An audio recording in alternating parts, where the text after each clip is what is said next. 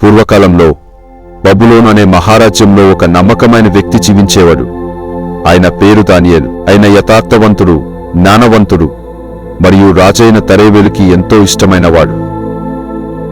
రాజు దానియేలును ఎంతగా నమ్మాడంటే పూర్తి రాజ్యాన్ని ఆయన్ని పాలకుడిగా చేయాలనే ఆలోచనలో ఉన్నాడు. అయితే అందరికీ అది నచ్చలేదు.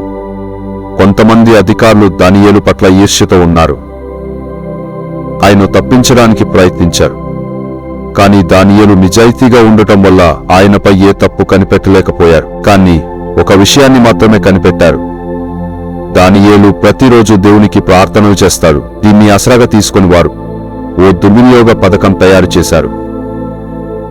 రాజుని మోసగించి ఒక కొత్త చట్టాన్ని రాయించారు.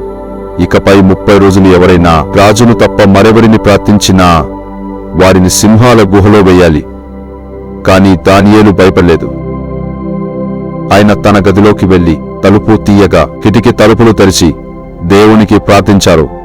ఎప్పటిలా అధికారులు ఆయనను పట్టుకున్నారు. వెంటనే రాజు వద్దకు పరిగెత్తారు.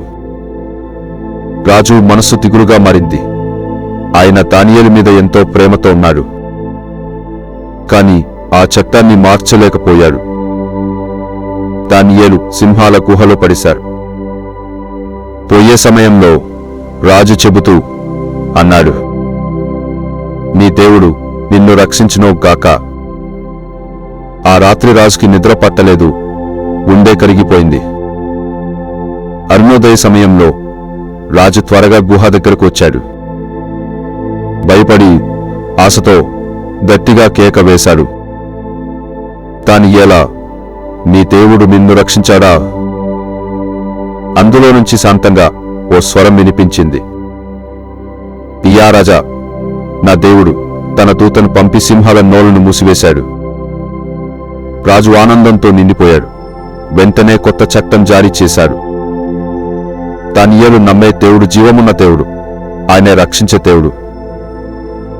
ఈ కథ మనకు చెప్తున్నది ఏమిటంటే, ఏ పరిస్థితిలోనైనా మనం దేవునికి నమ్మకంగా నిలబడితే ఆయనే మనతో ఉంటాడు.